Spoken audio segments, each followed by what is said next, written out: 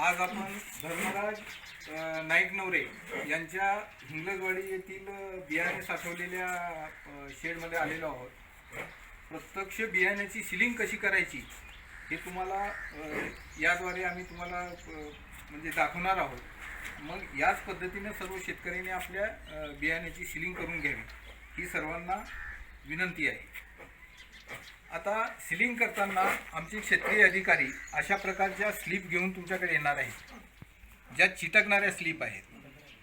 प्रत्येक शेतकऱ्यांना विनंती आहे की आपलं पोतं शिवताना ज्या काय सुतळीनं तुम्ही पोते शिवलेले आहेत त्याचा काही भाग पोत्याला असा बाहेर आला पाहिजे. या पद्धतीनं अशा पद्धतीनं आपल्या पोते शिवून घ्यायचे. आता यांचं सिलिंग करताना यांना जवळपास आम्ही 51 चिठ्ठ्या दिलेल्या आहेत. ह्या 51 चिठ्ठ्या. आता ह्यांचं मोकळं असल्यामुळं 51च्या 51 चिठ्ठ्या आम्ही ह्याला सील करू किंवा लावू. पण एखाद्याचं ह्याच्यामध्ये आहे थप्पी मारलेली आहे, तर जेवढ्या पोत्याला थप्पीला सिलिंग करता येईल तेवढं चिठ्ठ्या आम्ही लावणार आहोत.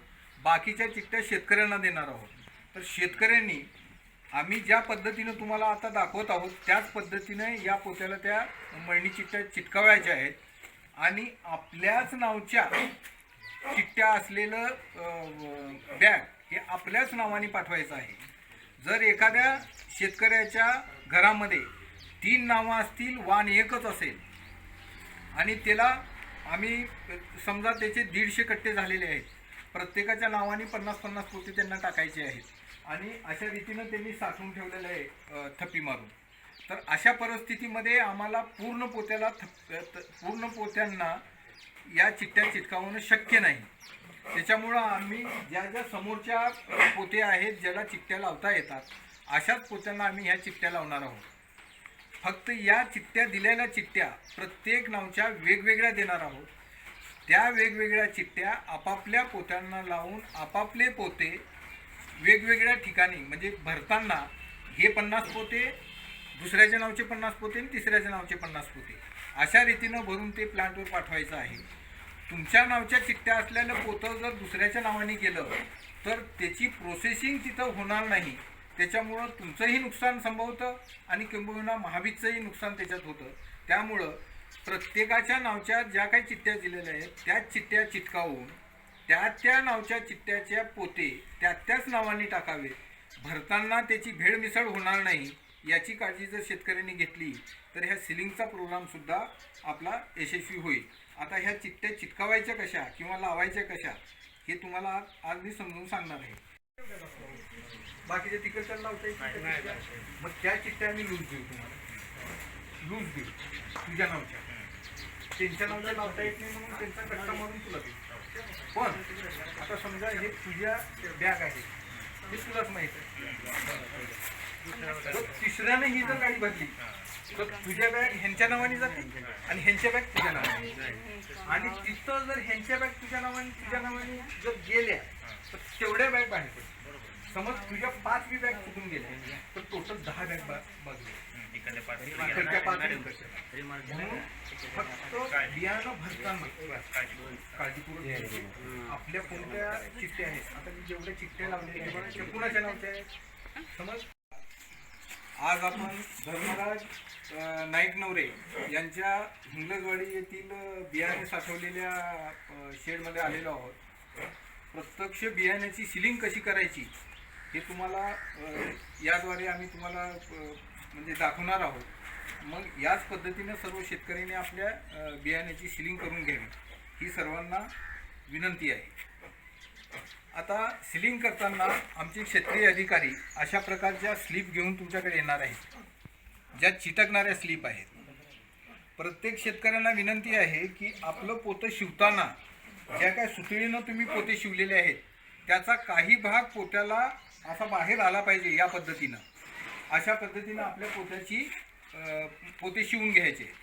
आता यांचं सिलिंग करताना यांना जवळपास आम्ही 51 चिठ्ठ्या दिलेल्या आहेत. ह्या 51 चिठ्ठ्या. आता ह्यांचं मोकळं असल्यामुळं 51च्या 51 चिठ्ठ्या आम्ही ह्याला सील करू किंवा लावू. पण एखाद्याचं ह्याच्यामध्ये आहे थप्पी मारलेली आहे, तर जेवढ्या पोत्याला थप्पीला सिलिंग करता येईल तेवढं चिठ्ठ्या आम्ही लावणार आहोत. बाकीच्या चिठ्ठ्या शेतकऱ्यांना देणार आहोत. तर शेतकऱ्यांनी आम्ही ज्या पद्धतीनं तुम्हाला आता दाखवत आहोत त्याच पद्धतीने या पोत्याला त्या मळणी चिठ्ठ्या चिटकावायच्या आहेत आणि आपल्याच नावच्या चिठ्ठ्या असलेलं बॅग हे आपल्याच नावाने पाठवायचं आहे. जर एखाद्या शेतकऱ्याच्या घरामध्ये 3 नावं असतील, वाण एकच असेल आणि त्याला आम्ही समजा त्याचे 150 कट्टे झालेले आहेत, प्रत्येकाच्या नावाने 50-50 पोते त्यांना टाकायचे आहेत आणि अशा रीतीनं त्यांनी साठवून ठेवलेलं आहे थप्पी मारून. तर अशा परिस्थितीमध्ये आम्हाला पूर्ण पोत्यांना या चिठ्ठ्या चिटकावणं शक्य नाही. त्याच्यामुळं आम्ही ज्या समोरच्या पोते आहेत ज्याला चिठ्ठ्या लावता येतात अशाच पोत्यांना आम्ही ह्या चिठ्ठ्या लावणार आहोत. फक्त या चिठ्ठ्या दिलेल्या चिठ्ठ्या प्रत्येक नावच्या वेगवेगळ्या देणार आहोत. त्या वेगवेगळ्या चिठ्ठ्या आपापल्या पोत्यांना लावून आपापले पोते वेगवेगळ्या ठिकाणी म्हणजे भरताना हे 50 पोते, दुसऱ्याच्या नावचे 50 पोते आणि तिसऱ्याच्या नावचे 50 पोते अशा रीतीनं भरून ते प्लांटवर पाठवायचं आहे. तुमच्या नावच्या चिठ्ठ्या असलेलं पोतं जर दुसऱ्याच्या नावाने गेलं तर त्याची प्रोसेसिंग तिथं होणार नाही. त्याच्यामुळं तुमचंही नुकसान संभवतं आणि किंबहुना महाबीजचंही नुकसान त्याच्यात होतं. त्यामुळं प्रत्येकाच्या नावच्या ज्या काही चिठ्ठ्या दिलेल्या आहेत त्याच चिठ्ठ्या चिटकावून त्या नावच्या चिठ्ठ्याच्या पोते त्याच नावाने टाकावे. भरताना त्याची भेळमिसळ होणार नाही याची काळजी जर शेतकऱ्यांनी घेतली तर ह्या सिलिंगचा प्रोग्रामसुद्धा आपला यशस्वी होईल. आता ह्या चिठ्ठ्या चिटकावायच्या कशा किंवा लावायच्या कशा हे तुम्हाला आज मी समजून सांगणार आहे. उन्हामध्ये जे बियाणं आहे ते वाळवणं टाळावं. जर तुम्हाला बियाणं सुकवायचंच असेल तर आपली ही पत्र्याची जशी शेड आहे त्या शेडमध्ये एक पातळ थरामध्ये बियाणं पसरून ठेवा. फॅन असेल किंवा ह्याचं शटर आहे ते शटर उघडं ठेवा. दिवसभर त्याची हवा खेळती राहू द्या, त्याच्यामधलं ओलावा कमी होईल. पण अत्यंत 10च्या खाली जर ओलावा आला तर ते सुद्धा बियाणं बीज परीक्षण प्रयोगशाळेमध्ये अपात्र होण्याची दाट शक्यता असते. आता चालू वर्षापासून बीजोत्पादन अंतर्गत जेवढा काही कार्यक्रम आपण राबवलेला आहे तो कार्यक्रम ऑनलाईन पद्धतीनं झालेला आहे. बीज प्रमाणीकरण यंत्रणा आणि महाबीज यांच्या प्रयत्नातून हा पहिलाच वर्ष असल्यामुळं नवीन गोष्ट असल्यामुळं ती थोडं स्वीकारताना अडचणी जातील. पण जसे जसे आपण पुढे जाऊ तसे हा ऑनलाईनचा जो कार्यक्रम आहे हा सुटसुटीत सोपा कसा आहे हे तुम्हाला पण कळेल. चालू वर्षापासून शेतकरी बांधवांनी बियाणे नमुने दिल्याच्या नंतर जे काही उगवण क्षमतेमध्ये पात्र ठरलेले आहेत बियाणे असे बियाणे घेण्याची प्रक्रिया ही युद्ध पातळीवर आता आम्ही आजपासून सुरू करत आहोत. त्यासाठी आमचे क्षेत्रीय अधिकारी हे आपल्या घरी किंवा शेतावर जिथं बियाणं साठवलेले अशा ठिकाणी येतील आणि त्याचं सिलिंग तुमच्या शेतावरच करून मग ते बियाणं तुम्हाला पाठवायचं आहे. सिलिंग करताना काय काळजी घ्यावी हे प्रत्यक्ष डेमोद्वारे आपण यानंतर पाहणारच आहोत.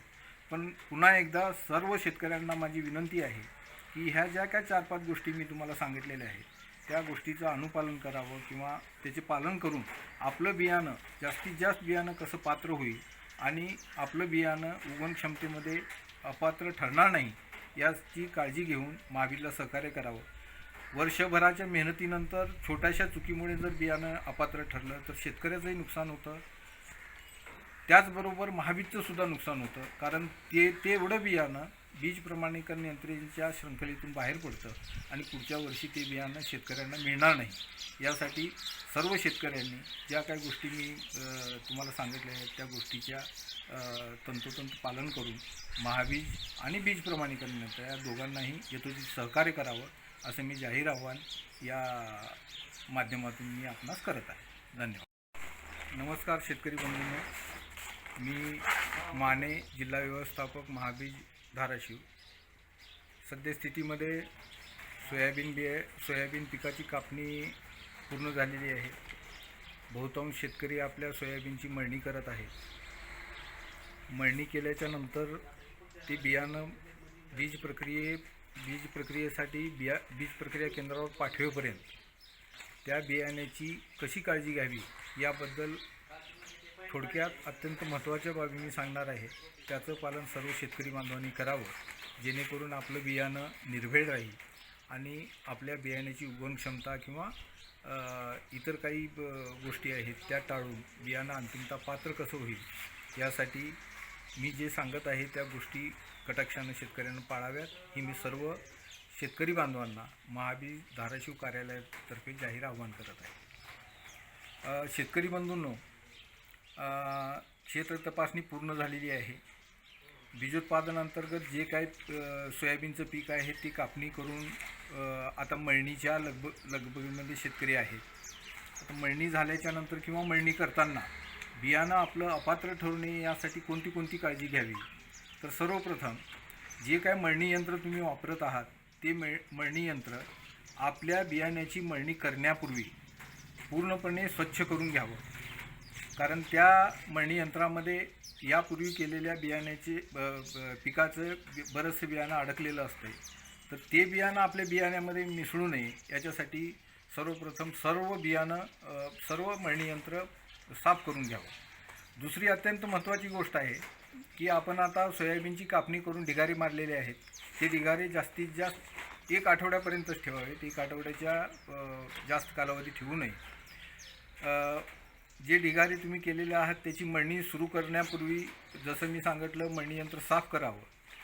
त्याच्यानंतर मळणी करताना या मळणी यंत्राचा जो वेग आहे तो जास्तीत जास्त 450 RPM इतकाच ठेवावा. 450 RPMचे जर वर ठेवलं तर बियाण्याची आदळ आपट होते यंत्रामध्ये आणि ते बियाणाला तडे जातात आणि ते बियाणं अपात्र होण्याची शक्यता असते. मळणी झाल्याच्या नंतर जे काही पोत्यामध्ये तुम्ही बियाणं भरणार आहात ते पोते जे आहेत ते एकतर उलटे करून झटकून घ्या. म्हणजे यापूर्वी जे बियाणं तुम्ही त्या पोत्यामध्ये साठवलेलं आहे त्या बियाण्याचे काही प्रमाण त्यामध्ये असते. ते बियाणंसुद्धा आपल्या ह्या बियाण्यामध्ये मिसळू नये याच्यासाठी ते उलटे करून झटकून घ्या आणि नंतरच त्या पोत्यामध्ये आपलं बियाणं भरा. त्याच्यानंतर बहुतांश शेतकरी सोयाबीनचं बियाणं हे वाढवत असतात.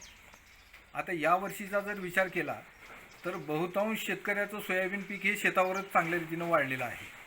त्याच्यामुळं मळणी केल्यानंतर पुन्हा बियाणं जर तुम्ही उन्हामध्ये वाळवलं तर त्या बियाण्यामधली जी आर्द्रता आहे ती कमी होऊन बियाणं नापास होण्याची दाट शक्यता असते. सर्वसाधारणपणे मळणी झाल्याच्या नंतर जे बियाणं तुम्ही बीज प्रक्रिया केंद्रावर पाठवत आहात या बियाण्यातील आर्द्रता ही जास्तीत जास्त 10 ते 12% असली पाहिजे. 12%च्या वर असू नये, 10%च्या खाली असू नये.